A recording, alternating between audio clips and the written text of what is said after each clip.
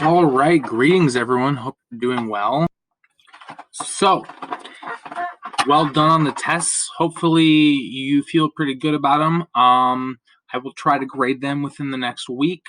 Now you know what the next test and the final exam will look like. They will be a direct, in terms of the format, they'll be the exact same format. You should know that part of my attempt to be your best professor ever is that you can argue for points back. So when I return your test, I will mark wrong the ones that are wrong. And if you still feel like you're right, because there's a couple times where a lot of it's pretty much hard and fast. But if you have good reasoning, right? Again, I care very little about what your conclusions are, but I'm very interested in your reasoning, the consistency, and the quality of it. I have been known to give points back. So if you do want to argue for points, feel free to email me, make your argument, and I've been known to give some points back. Traditionally, it's generally only the students who got 1 or 2 wrong in the first place who argue for those points. Those who get 10 wrong never do. So, be the exception to the rule, folks. Secondly, oh my lord. Everyone always talks about if they had more hours in the day, if I had 4 more hours, the stuff I would do. It's I'm going to call BS on that, right? Usually everyone just spreads out into the time they have. But I don't post the Flipgrids responses because I just don't have the time. But this week I really wanted to. Some of the examples people gave of ethical dilemmas they were in, they spoke to me. I mean, these are tough. For instance, I'm a mandatory reporter. I had to call CPS this week because I had a student who is underage, who's having sex with an older man who has a gun, who threatened to kill her, et cetera, et cetera, et cetera. And she trusts me, and she doesn't trust really anybody, and so she was a little upset that I had to do this. But the only reason I bring that up is because one of the people talked about, one of you wonderful children of the light. I won't name you, make people watch the videos to find out who you are. But if we were in class, I would say this probably more than once. But because we do this weird virtual thing, I'm going to say it here. We are what we repeatedly do. Virtue, then, is not an act, but a habit. A lot of us kind of just live in a weird bubble waiting for our moments to arise where we think we'll act accordingly. And for a lot of people, a lot of us, those moments never really come. And there are going to be a couple times in your life, especially those of you who do end up in the medical field, where your circumstances are going to tell you to do something that goes against every moral fiber of your body. You're going to know that you should do something. You're not going to do it, right? And when you fail to act in that moment, if you fail to act, there's a part of you that'll die right there and then, a spiritual part of you, whatever that means. You will cease to exist, right? If if you see someone getting abused or a child assaulted or, someone mistreated, and part of you is this isn't my business. That's not my problem. It's not my role, right? Culturally relative, but every part of your fiber cries out to you to do something about that. And you don't.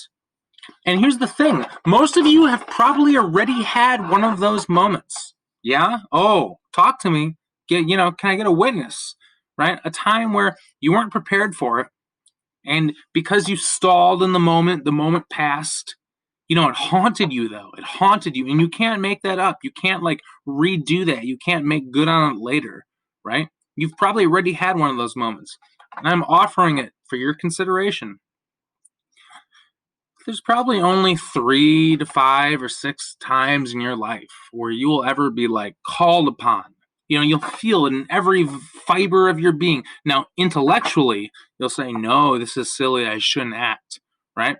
But if you don't act to be brave and courageous and reach a hand out, we're talking about utilitarianism this week. If you, to extend a hand, it'll bite you and it'll hurt and it'll sting.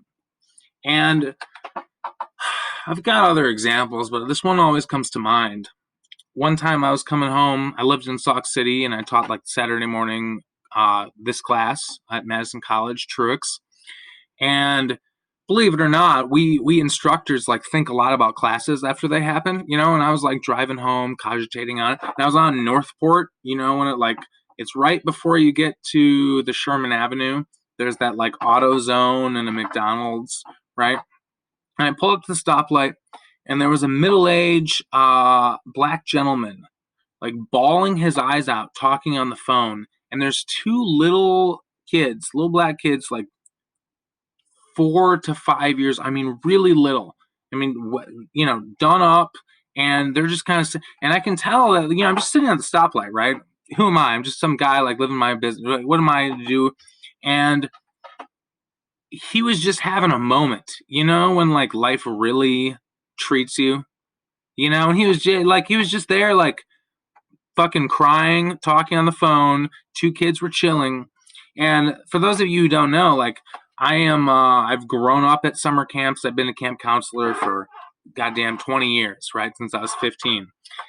And there was like a part of me that was like, you should just pull over and be like, hey man, I realize you're having a hard time. You want me to like just entertain your kids for 5 minutes? I can tell them a story. I can do a magic trick. Like I got tricks in my bag, right? And just like give you a moment to reset because but like what a weird thing to do, right? Because we citizens, we just live in our own worlds. We have our sunglasses on and our hard faces and our stern eyes, furrowed brows of worry, right? And the light turned green, and I kept going, right? I just kept driving like out to Sauk. That experience must have happened 6 years ago, and still haunts me. Like it haunts me, like you need to be ready for those situations, and you need to practice in the small situations for what you want to do when the real situations come. Because the real situations in life, you're probably not going to see them coming. They're probably going to come from an angle, and you're going to have a moment or two or three tops to act. And if you don't act, which is normal, it's very normal, I'm just positing, I'm giving it to you as a hypothesis that like you will become less, you will like. So long story short, power to those of you who, have good instincts, know how to trust those instincts, know how to integrate those instincts and intuitions with your reasoning so that you learn to be consistent. But just a much appreciation for those people who shared some of the tough moments in life. And it's weird because every day you're doing ethics, right? You're like, you're resolving conflicting, and we like struggle to come up with examples because it's so commonplace. So, I will try to get your tests graded this week. And feel free to email me with arguments to refute points if you want to. I hope you enjoyed the utilitarianism.